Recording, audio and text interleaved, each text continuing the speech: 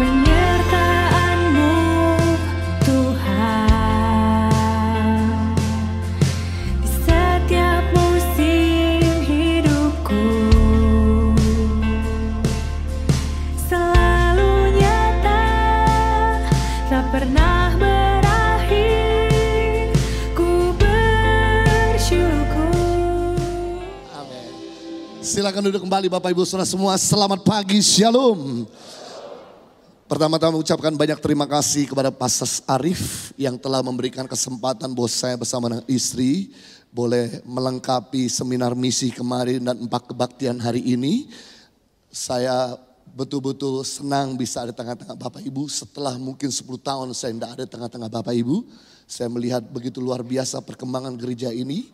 Dari mulai praise and worship, hadirat Tuhan yang kental, kesaksian dari orang-orang misi yang semakin menusuk tajam, bahkan jemaat yang semakin antusias. Saya betul-betul amazed sama Tuhan, apa yang Tuhan lakukan kepada saudara.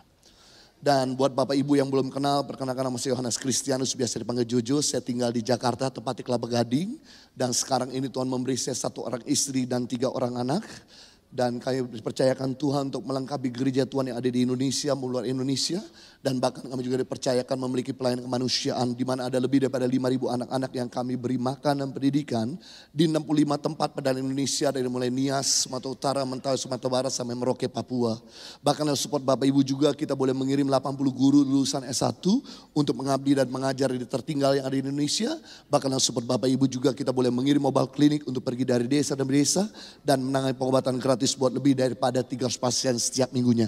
Bahkan dengan support Bapak Ibu juga kita boleh memberdayakan tiap hari masyarakat dari pedalaman NTT untuk kita latih mereka pertanian, peternakan, perairan. Selesai kita latih mereka, kita kembalikan ke desa. Bukan sekedar menjatakan diri mereka, tapi mereka boleh menjatakan desa-desa mereka. Nah, untuk informasi lebih lanjut ada sebuah video yang kami mau saksikan pada Bapak Ibu. Mari kita lihat di layar depan ini. Tangan Pengharapan lahir dari mimpi anak bangsa yang rindu untuk menolong rakyat Indonesia keluar dari kemiskinan. Tangan Pengharapan berdiri sejak tahun 2007 dan sudah 11 tahun Tangan Pengharapan berkarya untuk Indonesia dengan visi membangun masa depan yang lebih cerah bagi generasi bangsa Indonesia dan misi membantu setiap orang menemukan potensi diri mereka dan mengeluarkan mereka dari kemiskinan dengan memberikan solusi praktis. Tangan Pengharapan secara konsisten memberikan makanan bergizi secara gratis bagi 5.000 anak di lebih dari 65 center yang tersebar di seluruh Indonesia. Berikut adalah program utama yang Tangan Pengharapan kerjakan untuk Indonesia. Children Program. Di Feeding and Learning Center, Tangan Pengharapan memberikan makanan bergizi disertai bimbingan belajar gratis. Mendirikan sekolah PAUD untuk membantu anak-anak usia dini untuk mempersiapkan diri masuk ke sekolah dasar. Melalui sekolah keterampilan, Tangan Pengharapan mengajar anak-anak berbahasa Inggris dan komputer. Program Guru Pedalaman. Sebagai kontribusi bagi dunia pendidikan di Indonesia, Tangan Pengharapan mengirimkan tenaga-tenaga pengajar berkualitas, guru-guru berstrata 1 untuk mengajar di senter-senter Tangan Pengharapan dan di sekolah-sekolah negeri yang kekurangan guru di pedalaman demi meningkatkan kualitas pendidikan yang merata di pelosok Indonesia. Tangan Pengharapan juga memberikan beasiswa kepada para guru lokal yang belum menyelesaikan pendidikan strata 1, serta meningkatkan kualitas dan teknik mengajar para guru di seluruh pelosok negeri melalui pelatihan guru Teacher Impact. Fasilitas pendidikan. Selain memberikan pendidikan yang berkualitas, Tangan Pengharapan juga memberikan fasilitas pendidikan berupa bangunan sekolah, buku-buku pelajaran, alat-alat tulis, sepatu, tas, dan seragam sekolah secara cuma-cuma. Children Rescue Home. Rumah perlindungan anak merupakan asrama bagi anak-anak pedalaman yang berprestasi namun berasal dari keluarga tidak mampu untuk menerima beasiswa penuh dari Tangan Pengharapan. Sekolah Penjara. Khusus untuk wilayah Jakarta, Tangan Pengharapan bekerja sama dengan LPKA Salemba dalam mengadakan sekolah penjara yang mempersiapkan anak-anak untuk mengikuti ujian paket ABC serta keterampilan bahasa Inggris dan komputer agar setelah bebas nanti, anak-anak ini dapat menjadi orang yang berguna bagi masyarakat dan sebagai modal untuk hidup yang lebih baik. Program For Timor berupaya mengeluarkan masyarakat dari kemiskinan di Pulau Timor, Nusa Tenggara Timur. Tangan Pengharapan mendirikan Life Training Center untuk melatih masyarakat mengembangkan potensi sumber daya alam dan sumber daya manusia di bidang pertanian, peternakan, pelestarian budaya lokal, peningkatan hasil tani, dan mengelola sumber daya alam. Layanan kesehatan yang belum menjangkau desa-desa terpencil di Timor NTT membuat Tangan Pengharapan mengadakan mobile clinic untuk memberikan pengobatan gratis bagi masyarakat di berbagai pelosok. Dengan mobile clinic, Tangan Pengharapan menempuh medan yang sulit agar dapat menjangkau masyarakat di pelosok desa di pedalaman Timor NTT yang jauh dari fasilitas medis. Hal ini memudahkan masyarakat kurang mampu untuk mendapatkan pelayanan kesehatan secara cepat dan gratis. Rumah bulat penduduk di Nusa Tenggara Timur yang terbuat dari ilalang membuat udara tidak segar akibat tidak adanya ventilasi. Tangan Pengharapan sudah membantu membangunkan 80 unit rumah sehat bagi masyarakat tidak mampu di pedalaman Timor agar terlepas dari gangguan pernapasan.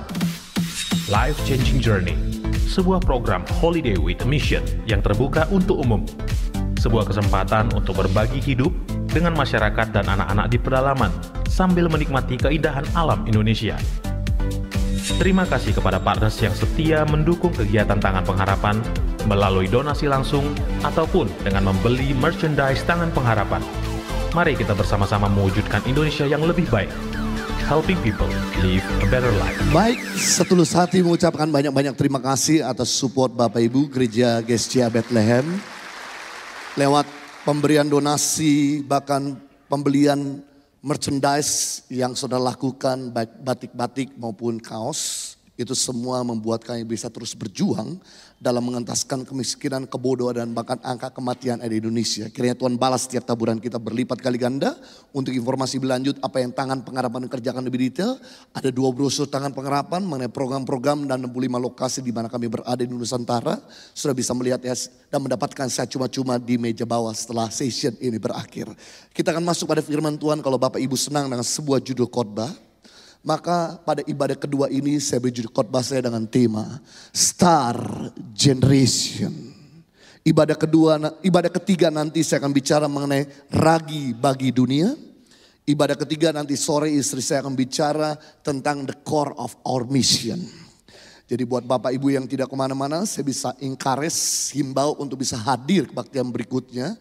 Sebab saya menyampaikan firman Tuhan dengan sudut pandang berbeda pada ibadah-ibadah sebelumnya. Sehingga melengkapi kita untuk hidup berkemenangan dan berdampak bagi sesama. Baik, pada ibadah kedua ini, Star Generation, generasi bintang. Kita tidak akan pernah bisa menjadi story maker kalau kita sendiri tidak pernah bisa jadi bintang. Kita tidak akan pernah bisa menceritakan kebesaran Tuhan, kedahsyatan Tuhan kalau karakter kita tidak pernah jadi bintang. Kalau prestasi kita tidak pernah jadi bintang. Yang ironis yang saya mengagetkan, ternyata di dunia ini ada 2 jenis generasi besar. Yang pertama generasi bintang dan yang kedua generasi pasir. Saya teringat sekali waktu Tuhan berkata kepada Abraham dalam Kejadian 22 ayat 17. Bahwa keturunanmu Abraham akan lahir 2 generasi besar. Yang pertama keturunanmu akan seperti bintang di langit. Dan yang kedua keturunanmu akan seperti pasir di lautan. Rupanya di dunia ini ada 2 jenis generasi. Yang pertama generasi bintang, yang kedua generasi pasir. Generasi bintang adalah generasi yang berkualitas. Generasi bintang adalah generasi yang menjadi ikon. Generasi bintang adalah generasi yang sangat maju. Generasi bintang adalah generasi yang sangat diberkati. Sedangkan generasi pasir adalah generasi yang sebaliknya. Generasi pasir adalah generasi yang kurang terpandang. Generasi pasir adalah generasi yang kurang berkualitas. Generasi pasir adalah generasi yang kurang terpandang. Generasi pasir adalah generasi yang biasa-biasa saja. Dan biasanya generasi bintang akan lebih sedikit daripada generasi pasir. Karena kita masih bisa menghitung bintang di langit, tapi kita amat sukar bisa menghitung pasir di lautan. Sekali lagi saya ulangi bahwa generasi pasir akan lebih banyak dari generasi bintang. Karena kita masih bisa menghitung bintang di langit, tapi kita amat sukar bisa menghitung pasir di lautan. Ternyata Bapak Ibu Saudara, negara-negara yang memakai logo bintang menjadi negara maju, negara berkualitas, negara ikon. Pertama, negara yang memakai logo bintang yaitu Israel. Penduduk Yahudi di dunia ini cuma 2%. Lebih sedikit dari penduduk LGBT, homoseksual and lesbi, yang notabene 2,5%. Padahal penduduk Yahudi yang cuma 2%, yang cuma 2% sedikit dan kecil. Tapi sepertiga orang terkaya di dunia adalah orang Yahudi. Dari penduduk Yahudi yang sangat kecil dan sedikit 2% di planet ini, sepertiga pemilik pabrik terbesar di dunia ini adalah orang Yahudi. Dari 2% penduduk Yahudi yang sangat kecil dan sedikit ini, sepertiga pemilik pabrik terbesar di dunia ini adalah orang Yahudi. Yang bikin Amerika maju adalah orang Yahudi. Keluarkan orang Yahudi dari Amerika, Amerika bisa kere. Negara kedua yang memakai logo bintang dan menjadi negara maju yaitu United States Amerika Serikat. Sampai Amerika tidak mau rugi, dia taruh 50 bintang. Karena kebanyakan bintang jadi terlalu maju tuh negara. Negara kedua yang memakai logo bintang di dunia itu Inggris, Australia, New Zealand. Bahkan negara persatuan ekonomi masyarakat Eropa juga memakai logo bintang. Negara penguasa ekonomi dunia hari ini China juga memakai logo bintang. Yang menjadi pertanyaan, bagaimana dengan Indonesia? Apakah Indonesia bisa jadi bintang atau tidak? Puji Tuhan, untung ada Pancasila.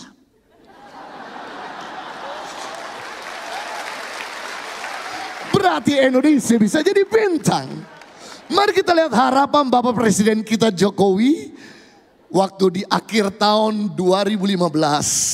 Beliau ada di ujung timur dari Indonesia. Dia mengharapkan 70 tahun ke depan. Tahun 2085 Indonesia harus jadi bintang. Inilah mimpi beliau bahwa Indonesia harus jadi bintang. Yang pertama, sumber daya manusia Indonesia yang kecerdasannya mengungguli bangsa-bangsa lain di dunia. Kedua, masyarakat Indonesia yang menjunjung tinggi pluralisme, berbudaya, religius, dan menjunjung tinggi nilai-nilai etika.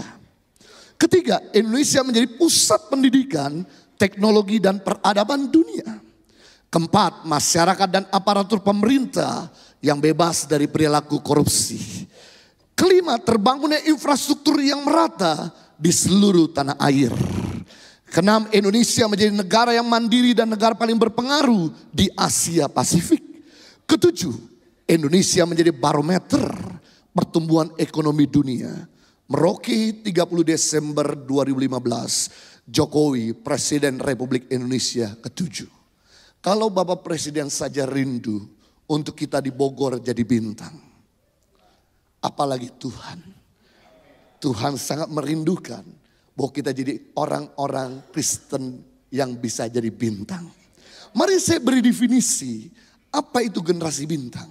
Yang pertama, generasi bintang menjadi orang terpandang di tengah-tengah masyarakat.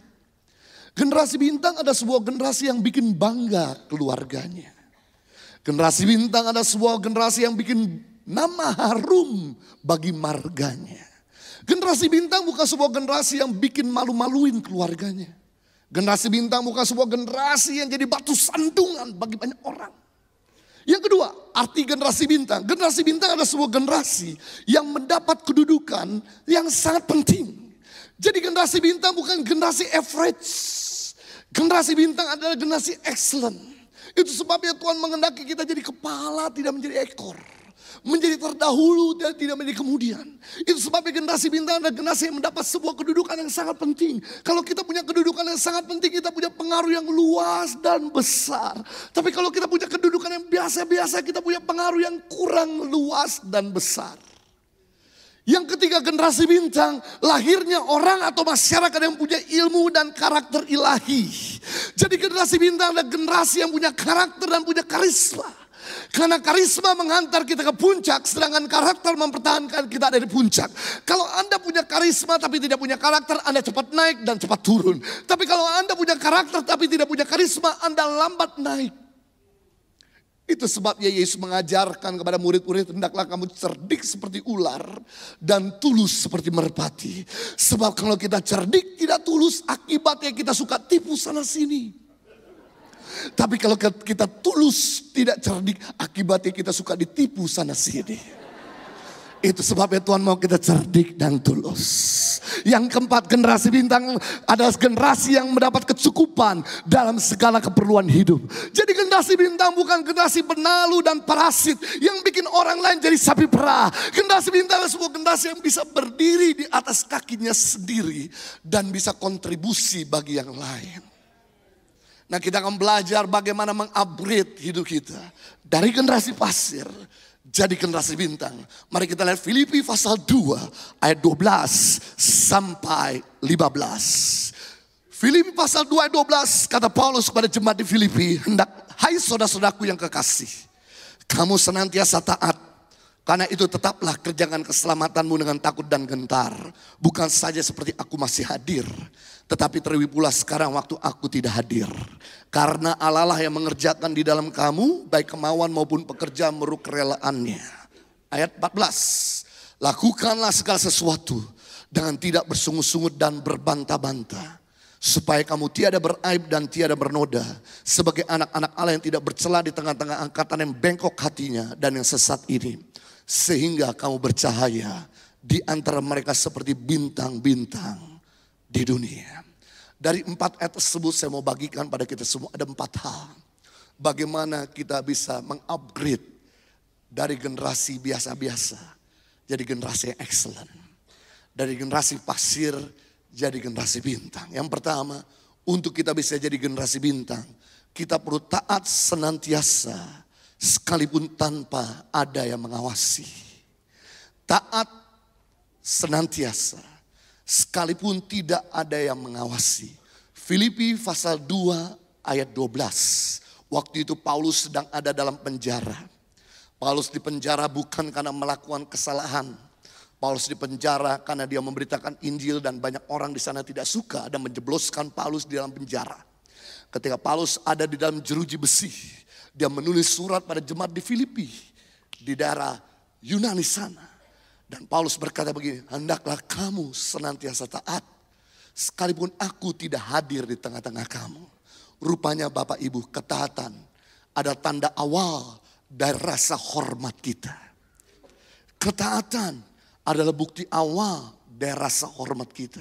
Ketika jemaat Filipi taat kepada Paulus, membuktikan bahwa jemaat Filipi hormat sama Paulus. Ketika kita taat pada orang tua, membuktikan bahwa kita hormat kepada mereka. Ketika kita taat pada Tuhan, membuktikan bahwa kita hormat pada Tuhan.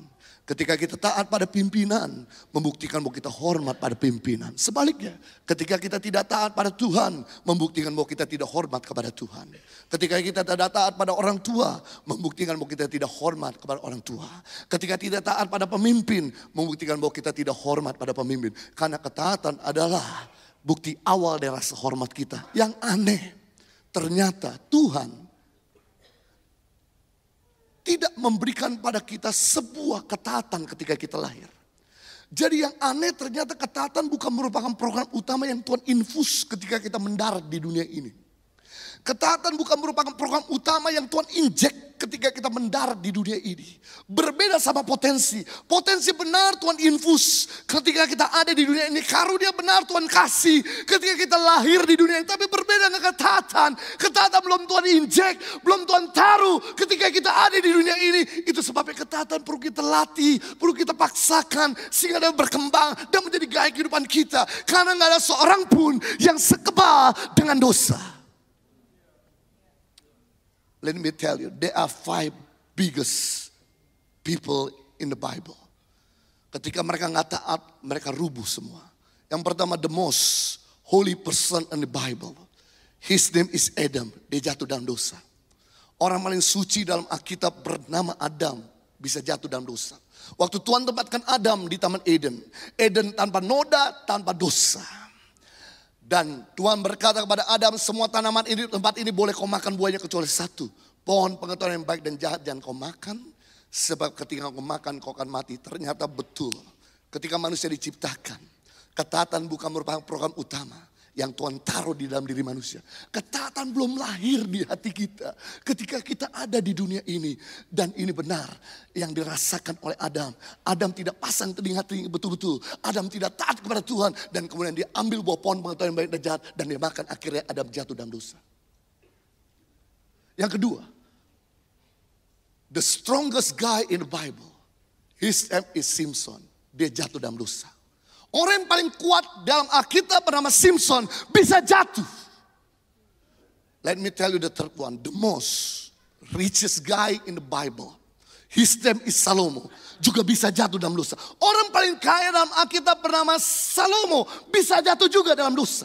Let me tell you the fourth one. The most wisest guy in the Bible, his name is Salomo.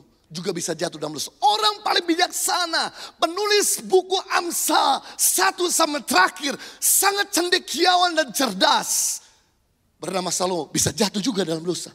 Let me tell you the fifth one, the most spiritual guy in the Bible, his name is David. Dia juga jatuh dalam dosa. Orang paling rohani dalam Alkitab bernama Daud, bisa jatuh juga dalam dosa. Bayangkan, orang yang paling suci bisa jatuh bernama bernama Adam. Orang paling kuat bernama Simpson bisa jatuh. Orang paling kaya bernama Salomo bisa jatuh. Orang paling bijaksana bernama Salomo bisa jatuh. Orang paling rohani bernama Daud bisa jatuh. Apalagi kita. Adakah di antara kita lebih kuat dari Simpson? Tunjukkan kebolehanmu. Enggak ada orang kebal sama dosa. Itu sebabnya kita perlu tahu senantiasa sekalipun tidak ada CCTV. Bagaimana dengan Anda? Seandainya bosmu meminta kau mengerjakan satu proyek, apakah Anda menggembungkan harga proyek tersebut atau memberikan harga proyek yang terbaik? Bagaimana dengan Anda? Seandainya Anda di kamar sendirian, apakah Anda melihat gambar-gambar berkualitas atau gambar-gambar yang cabul? Bagaimana dengan Anda? Seandainya Anda pergi keluar kota, sedang bertugas di sana, jauh dari keluarga, apakah Anda melakukan hal-hal yang akan mendukakan keluargamu? Atau Anda melakukan hal-hal yang akan menyenangkan keluargamu? Generasi bintang ada generasi yang taat senantiasa, sekalipun tanpa ada yang mengawasi. Listen to me, your choice always determine your future. Perbuatan kita hari ini selalu mendatangkan masa depan kita. Perbuatan kita hari ini akan menentukan masa depan kita. Your choice always determine your future. Jadi kalau kita hidup hari ini adalah hasil rangkaian dari perbuatan kita di masa lalu. Sebenarnya kita gak usah heran dengan orang-orang yang menceritakan mujizat Tuhan, pertolongan Tuhan, kebaikan Tuhan. Pasti orang itu telah menabur yang benar di masa lalunya. Dan kita gak usah heran kalau ada orang datang sama kita menceritakan hutang yang gak pernah lunas. Sakit hati yang gak pernah beres. Kegagalan gak pernah berakhir. Keluarganya gak pernah bahagia. Pasti orang itu telah menabur yang buruk di masa lalunya. Sebab kita hidup hari ini adalah hasil rangkaian dari sebuah keputusan kita di masa lalu. Listen to me. 5 orang hebat ini sudah hidup luar biasa menikmati kebaikan Tuhan. Tapi begitu dia mengambil keputusan yang salah, mereka hidup dalam penderitaan. Adam sudah hidup enak di surga. Semua orang pengen ke surga. Dan waktu Adam di surga, Adam tidak pernah mengalami namanya kekurangan. Ketika Adam di surga, Adam tidak pernah mengalami yang namanya sakit penyakit. Tapi begitu Adam jatuh dalam dosa, pertama kali Adam mengenal namanya kekurangan. Pertama kali Adam mengenal yang namanya sakit penyakit. Yang sebelumnya gak pernah berkekurangan. Yang sebelumnya gak pernah sakit. Tapi karena dosa membuat dia hidup berkekurangan dan hidup dalam sakit penyakit. Yang kedua, Simpson adalah orang paling kuat di dunia. Ketika dia digebukin satu bangsa Filistin, rame-rame jotosin dan gebukin Simpson. Simpson berkata, enak sekali seperti pijat refleksi. Kirim bangsamu lebih banyak lagi untuk gebukin beta. Luar biasa. Tapi begitu roh Tuhan pergi daripadanya, karena dia hidup dalam percabulan dengan perempuan Filistin, yang terjadi Simpson yang paling powerful jadi Simpson yang paling powerless. Simpson yang paling kuat jadi Simpson yang paling lemah. Ketika digebukin dia tidak bisa tangkis. Ketika matanya dicungkil dia tidak bisa tangkis. Dan akhirnya dia dijadikan bahan pelawakan oleh orang-orang Filistin. Dan yang mengerikan akhir hidupnya mati bunuh diri. Saya nggak bisa terima sebagai abdi Allah mati bunuh diri. Saya tidak bisa terima sama DC Comics seandainya Superman mati bunuh diri. Saya tidak bisa terima sama komik Marvel seandainya Kapten Amerika bunuh diri. Saya juga tidak bisa terima sama Simpson kok mati bunuh diri. Saya beritahu orang kalau hidup dalam berdosa, dia tidak punya kekuatan untuk bertahan atas kesukaran. Begitu banyak artis-artis kaya di Korea, Thailand, Jepang, Hollywood. Mereka mengakhiri hidup dengan bunuh diri. Why? Karena mereka gak pernah bertahan. Gak bisa bertahan di tengah-tengah kesukaran. Dosa membuat kita gak bisa bertahan di tengah-tengah kesukaran. Tapi kebenaran dan kesucian membuat kita bisa teguh di atas kesukaran. Berikutnya. Salomo sudah hidup enak. Kaya raya, damai.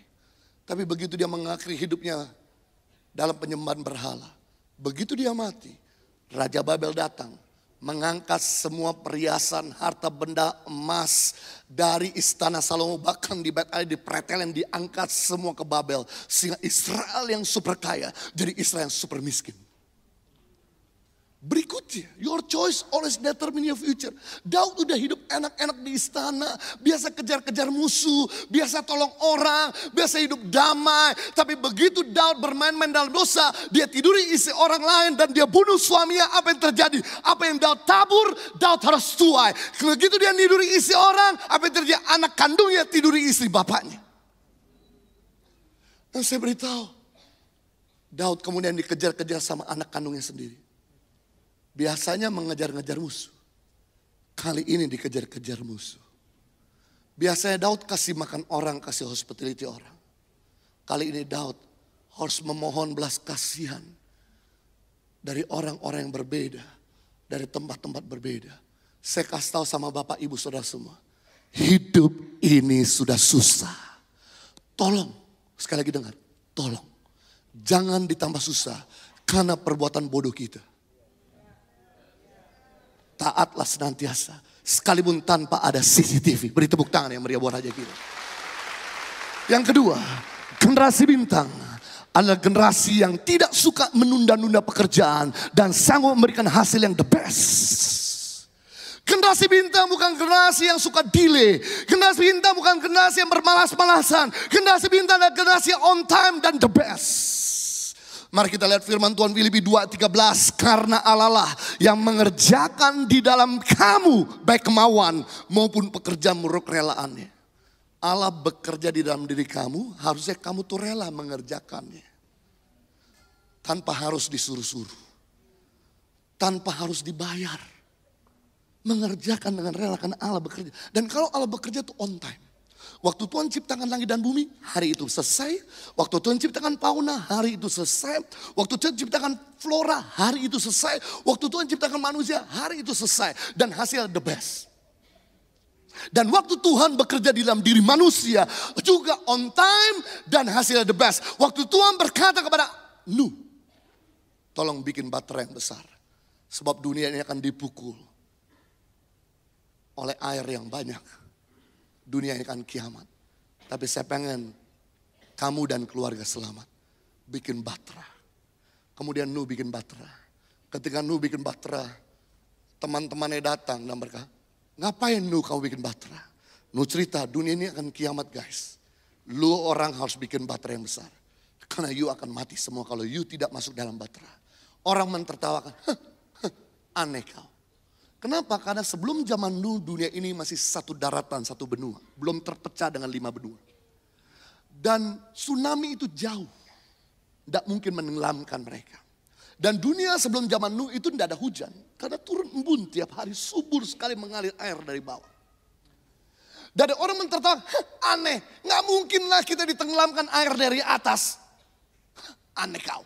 Tapi yang saya belajar dari Nuh, sekalipun dia diomongin, dia tetap mengerjakan bikin bahtera. Begitu bahtera jadi, dia omong lagi, dia kasih tahu lagi kepada teman-teman. Guys, come on. You udah terlambat, masuk dalam bahteraku. Supaya kalian jangan binasa. Orang berkata, gak mungkin kita ditenggelamkan, gak mungkin kita ditelan sama tsunami. Aneh kau, freak. Kemudian Tuhan suruh Nuh untuk ambil hewan yang tidak haram 7 pasang. Dan yang haram 1 pasang. Karena yang tidak haram biasanya bisa dimakan di dalam kapal. Yang haram tidak bisa dimakan di dalam kapal. Jadi dia ambil kambing 7 pasang. Makanya sekarang kambing banyak juga di Bogor. Dia ambil sapi 7 pasang. Dia ambil kemudian bebek 7 pasang. Dan yang haram-haram, bepega 1 pasang. Kodok 1 pasang. Siput, sipanse, jerapah. Kemudian ketika Nuh sedang masukin binatang burung-burung supaya jangan terbang dalam keranjang. Siput ketinggalan, sedang naik ke atas bahtera. Sipanse melihat ke atas. Geledek petir sudah datang. Air menetes-tes. Dan sipanse berkata, siput cepat naik ke atas. Kita akan tenggelam cepat. Siput berkata, wait a moment. Kita bukan siput turbo, sabar. Siput tetap sabar naik ke atas. Yang luar biasa, ketika siput sampai di atas bahtera Nuh. Kemudian Nuh langsung cepat-cepat tutup pintu, jebret.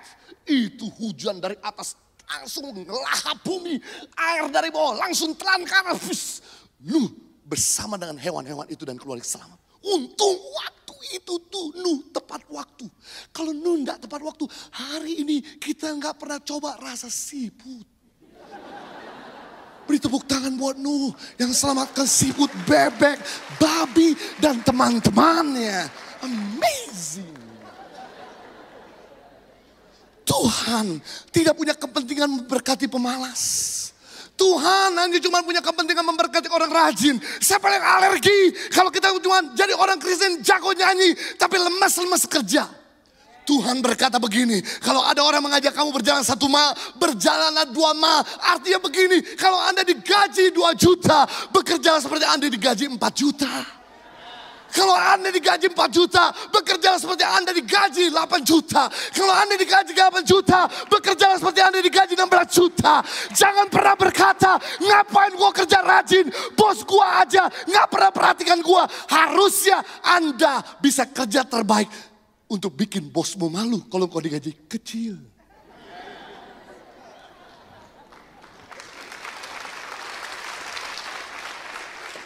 Itu sebabnya jangan suka menunda. Menunda belajar membuat kita bodoh. Sebenarnya gak ada orang bodoh di dunia ini. Yang ada adalah orang malas. Guru udah beritahu, minggu depan ada ujian. Kita gak langsung belajar. Kita santai, kita nonton. Kita tidur-tidur. 1 malam sebelum ujian baru kita belajar. Bagaimana kita mau dapat nilai terbaik kalau persiapan kita cuma 1 malam. Saya beritahu Anda gagal bukan karena Anda bodoh. Anda gagal karena Anda kurang persiapan. Anda berhasil bukan karena Anda jenius. Anda berhasil karena Anda matang persiapan. Orang matang persiapan pasti berhasil. Orang minim persiapan pasti gagal. Itu sebabnya jangan pernah menunda. Sekarang pengetahuan itu berkembang tiap hari 2 kali lipat. Kalau kita gak pernah baca buku, kalau kita gak pernah dengerin orang, kalau kita gak pernah ikut seminar, maka kita mulai terjadi gap. Tidak lagi nyambung dengan keadaan dunia bisnismu. Kalau Anda sebagai orang tua, kakak dan nenek tidak upgrade diri, maka Anda mulai terjadi gap, terjadi jeda jurang antara anakmu dengan Anda, antara cucumu dengan Anda. Itu sebabnya hari ini opa dan oma, saya anjurkan untuk Anda punya Instagram. Anda berkata, Pak kita gaptek. Tidak ada yang gaptek di dunia ini. Asalkan mau belajar. Sekarang semua handphone sudah dibekali dengan memori yang cukup baik. Dengan kamera yang cukup baik. Dengan teknologi yang cukup baik. Jadi Anda beli handphone 1 juta. Anda bisa pakai handphone itu untuk apapun. Seperti laptop. Kalau Anda nggak pernah belajar Instagram. Ketika cucumu pulang dari sekolah. Anda berkata gimana? Cu, tadi di sekolah. Oma kampungan sekali. Oma lihat aja di Instagram kita. Kalau kita punya Instagram, kita bisa pantau kepada siapa dia bergaul. Apa yang dia posting. dan apa yang dia tulis. Sehingga tidak terjadi jarak, tapi kita makin merapat dan makin ngeblend dengan generasi di bawah kita. Sama halnya, kalau Anda di dunia bisnis tidak mau belajar terus. Yang canggih dulu belum tentu canggih hari ini. Yang mulia hari ini belum tentu mulia minggu depan. Hari ini handphone ini paling canggih yang saya pegang. Tapi 5 tahun lagi belum tentu paling canggih. Mobil Anda yang paling canggih hari ini 5 tahun lagi belum tentu paling canggih. Itu sebabnya kita perlu terus upgrade. Bisnis yang tidak upgrade dan tidak update akan expire. Bisnis yang tidak mau upgrade dan tidak mau update akan basi. Jadi kalau bisnismu tidak mau tutup, itu sebab Anda perlu upgrade. Bill Gates berkata, if your business is not on the internet, your business will be shut down. Kalau bisnis Anda tidak menggunakan internet, bisnis Anda akan segera tutup. Menunda belajar membuat kita bodoh. Yang kedua, menunda bekerja membuat kita miskin. Sebenarnya gak ada orang miskin, yang ada adalah orang malas. Orang malas pasti miskin, orang rajin pasti kaya. Saya buktikan sekalipun Anda belum orang Kristen, sekalipun Anda orang dunia, hidup dalam dosa, hidup dalam kejahatan. Tapi kalau Anda rajin pasti kaya. Saya buktikan, kenapa koruptor kaya? Karena rajin korupsi.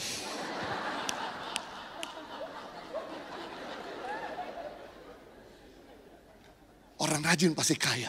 Cuman membedakan antara mereka rajin, nggak takut tangan Tuhan. Pintu depan lebar, pintu belakang lebar. Ada aja kecelakaan, ada sakit penyakit, ada aja musibah. Tapi kalau kita rajin pas takut tangan Tuhan, pintu depan lebar, pintu belakang Tuhan tutup rapat-rapat. Sehingga tidak terjadi kebocoran dan kita bisa nikmati. Kita bisa keluarga kita nikmati dan orang Indonesia kita berkati. Berikutnya, menunda waktu membuat kita terlambat. Kalau Anda nunda besok pagi untuk pergi ke tempat pekerjaan, tapi Anda kemudian nunda dan tidur lagi, dan kemudian sampai di tempat pekerjaan Anda terlambat. Sampai di pekerjaan udah terlambat, browsing internet. Kerjaan gak selesai, pulang lebih pagi. Saya kasih tahu sama, kalau saudara lakukan ini terus menerus, Anda akan terima SP1. Begitu Anda terima SP1, memang SP1 tidak memecat kita. Tapi SP1 punya rule and regulation secara dunia. Polisi secara dunia. Kalau Anda udah terima surat SP1, maka Anda tidak punya hak untuk naik gaji di tahun depan. Anda tidak punya hak untuk naik posisi di tahun depan. Jadi jangan salahkan perusahaanmu dan pemimpinmu. Kalau kau nggak naik gaji, nggak naik posisi. Karena Anda terima surat cinta pertama. Kalau Anda nunda untuk berangkat ke Bandara Cengkareng, membuat Anda terlambat. Ketika Anda terlambat, akhir pesawat terbang lebih dulu, Anda baru nyampe. Akibatnya Anda harus beli tiket penerbangan GoShow. Dan ketika Anda beli tiket penerbangan GoShow, tidak ada harga promo. Akan dipukul dengan harga tertinggi. Akibatnya Anda udah kehilangan waktu, kehilangan uang 2 kali lipat. Menunda itu kenikmatannya sementara. Tapi harga yang perlu kita bayar 2 kali lipat. Yang keempat, menunda melakukan kehendak Allah, penyesalan seumur hidup. Kalau hari ini Tuhan bicara, jangan pernah tunda agar jangan ada penyesalan di masa depan kita. Begitu banyak orang-orang menyesal. Kenapa? Karena suka nunda untuk melakukan firman Allah. Yang ketiga, generasi bintang adalah generasi yang tahan banting. Yang pertama, generasi bintang adalah generasi bintang yang menjadi karakter, ketaatan. Yang kedua, generasi bintang adalah generasi yang menjadi bintang di tengah-tengah dunia marketplace. Yang ketiga, generasi bintang adalah generasi yang punya endurance yang tinggi, tahan banting. Tuhan tidak mau kita cengeng. Tuhan kita adalah Tuhan yang kuat. Dia mau anak-anaknya kuat. Belajar dari teori bola. Teori bola semakin dibanting, bola semakin membal. Bola sedikit dibanting, sedikit membal. Bola tidak pernah dibanting, tidak pernah membal. Kita ini maunya membal. Kita maunya promosi, kita maunya berkat, kita pengennya naik, kita pengennya kemuliaan. Tapi gak pernah mau dibanting, itu bukan matematika Tuhan. Matematika Tuhan tuh begini Bapak Ibu, tidak ada jalan ke atas kalau kita gak mau direndahkan. Matematika Tuhan tuh begini, tidak ada jalan terbuka kalau yang ada sekarang ini gak mau ditutup. Matematika Tuhan tuh artinya begini, tidak ada kemuliaan kalau kita nggak mau lewatin jalan salib. Matematika Tuhan artinya tidak ada mangkok baru kalau mangkok yang ada ini tidak mau diambil orang lain. Jadi bersyukurlah kalau Anda sedang direndahkan orang lain, sebentar lagi Tuhan akan promosikan. Bersyukurlah kalau mangkok dan jatah Anda sedang diambil, sebentar lagi Tuhan memberikan mangkok yang baru buat kita. Saya belajar orang yang tahan banting di dalam Alkitab bernama Ayub. Ayub adalah orang yang kaya di zamannya. Yang pertama, dia adalah orang kaya di zamannya. Yang kedua, dia adalah orang yang sehat di zamannya. Yang ketiga, dia adalah orang yang terkaya di zamannya. Namun apa yang terjadi? Iblis datang dalam 1x24 jam mengambil kesehatan Ayub sehingga Ayub borok di mana-mana dan menimbulkan bau yang sangat tajam sehingga orang tidak lagi bisa berdekatan dengan Ayub. 1x24 jam yang sama. Kemudian anak-anak Ayub sedang bikin pesta di outdoor. Kemudian datanglah force major bencana alam.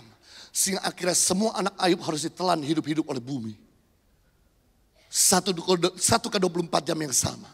Iblis datang dalam bentuk teroris. Mengambil semua aset, harta benda dan ternak Ayub. Sehingga Ayub yang kaya jadi Ayub miskin. Saya kasih tahu sama saudara. Secara ilmu psikologis.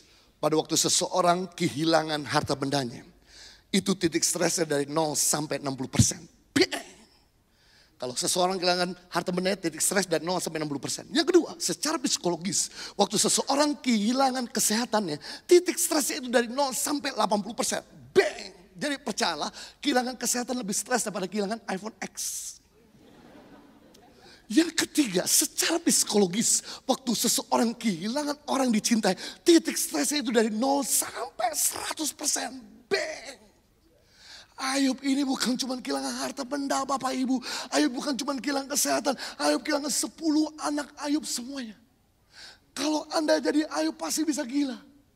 Tapi yang saya belajar dari Ayub, dia tetap bisa bersyukur dan berkata God is good all the time God is good. Ketika Ayub bersyukur, kemudian di situ ada istri Ayub yang tidak bisa terima. Datang petenteng-petenteng dengan tangan di pinggang dan berkata, Ayub, buat apa kau jauh Tuhan?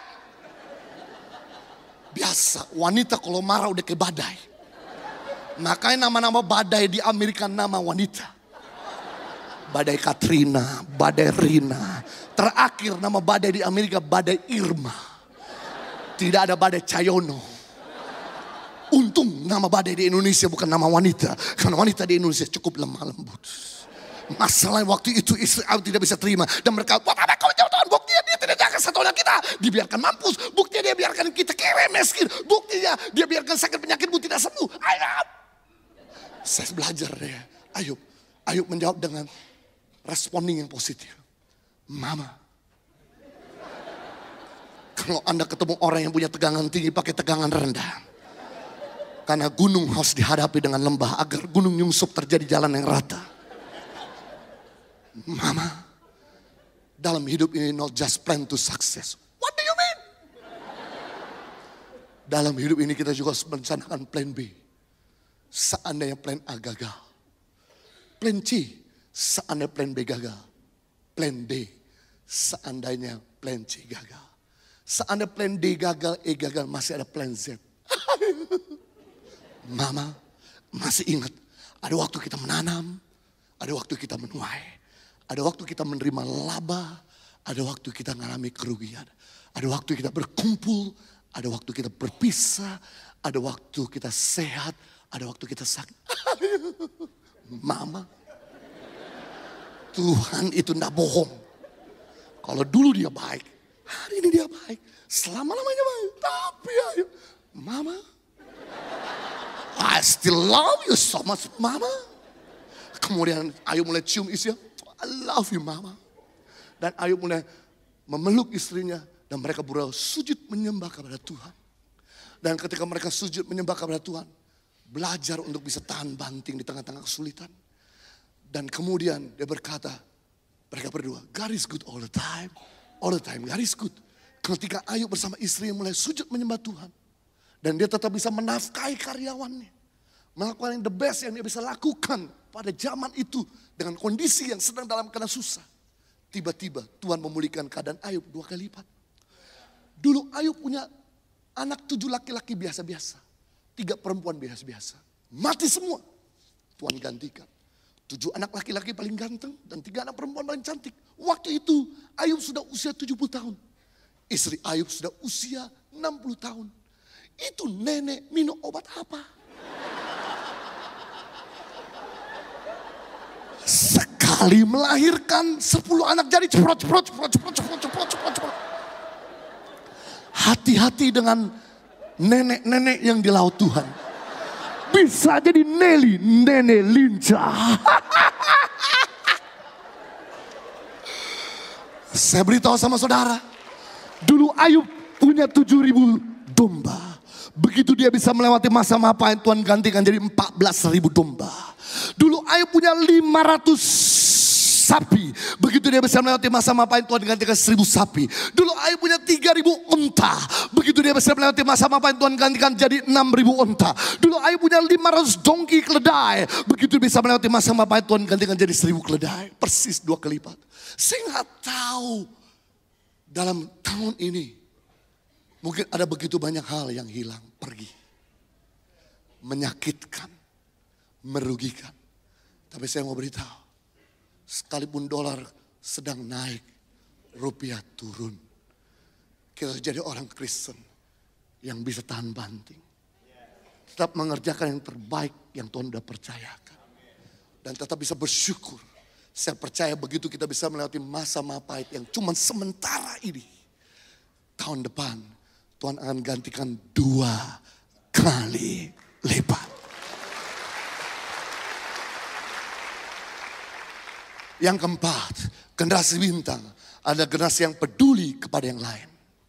Generasi bintang bukan generasi yang egois, mikirin diri sendiri, yang greedy. Tapi generasi bintang adalah generasi yang bisa menerangi sekitarnya. Filipi 2 ayat 15, supaya kamu tiada beraib dan tiada bernoda sebagai anak-anak Allah yang tidak bercela di tengah-tengah angkatan yang bengkok hatinya dan yang sesat ini, sehingga kamu bisa bercahaya di antara mereka seperti bintang-bintang di dunia. Tuhan mau kita bercahaya buat mereka yang bengkok hatinya. Tuhan mau kita percaya bahwa mereka yang bengkok hidupnya jangan lagi bengkok. Jangan lagi susah. Jangan lagi menderita. Tuhan mau kita terangi mereka. Karena untuk orang bisa bekerja dibutuhkan yang namanya terang. Sehebat apanya seseorang, ketika dia ada dalam ruangan gelap, maka dia tidak bisa lakukan apapun. Karena melihat telapak tangannya pun dia tidak bisa lihat. Bagaimana mereka bisa bekerja, bagaimana mereka bisa jalan lurus, kalau mereka aja lihat telapak tangannya susah. Itu sebabnya Tuhan mau kita untuk menerangi mereka, agar mereka bisa lurus. Itu sebabnya Tuhan mengendaki kita untuk berbuah, bukan bertumbuh. Tuhan mengendaki kita untuk berbuah dan bukan bertumbuh. Karena bertumbuh itu bicara kemenangan bagi diri sendiri. Tapi berbuah bicara kemenangan bagi yang lain. Bertumbuh itu bicara sukses bagi diri sendiri. Bahagia untuk diri sendiri. Tapi berbuah itu bicara bahagia buat yang lain. Sukses buat yang lain. Karena firman Tuhan dalam Yohanes 15 ayat 7.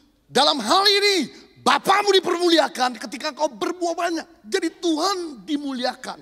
Kita akan jadi storyteller kalau kita tuh berbuah. Bukan dewasa. Karena Tuhan itu memelihara pohon yang berbuah. Tapi Tuhan mengutuk pohon yang tidak berbuah. Jadi kalau kita mau dipelihara Tuhan di masa-masa sulit keadaan kita perlu berbuah. Kenapa? Karena tidak ada satu pohon di dunia ini yang makan buahnya sendiri. Tidak ada satu pohon di dunia ini yang makan buahnya sendiri. Saya tidak pernah lihat pohon apel makan buahnya sendiri. Pernah lihat pohon mangga makan buahnya sendiri. Minta maaf, manusia punya anak masih bisa jual anaknya. Hewan punya telur masih bisa makan telurnya. Tapi tidak ada satu pohon di dunia ini yang makan buahnya sendiri. Pohon ketika berbuah yang nikmati yang lain. Memberikan rasa manis, kesegaran, kehidupan buat yang lain. Bukan untuk diri sendiri. Tuhan mau lewat hidup kita. Orang lain bisa bahagia. Orang lain bisa berhasil. orang bisa punya lapangan pekerjaan, orang bisa punya pendidikan tinggi. Jadi jangan bangga kalau Anda itu sarjana. Banggalah kalau Anda bisa mensarjanakan orang lain. Jangan bangga kalau Anda tuh sehat. Banggalah kalau Anda bisa menyehatkan orang lain. Jangan bangga kalau Anda tuh sukses. Banggalah kalau Anda bisa mensukseskan orang lain. Jangan bangga kalau Anda bahagia. Banggalah kalau Anda bisa bahagiakan orang lain. Selamat jadi generasi bintang. Tuhan memberkati. Shalom.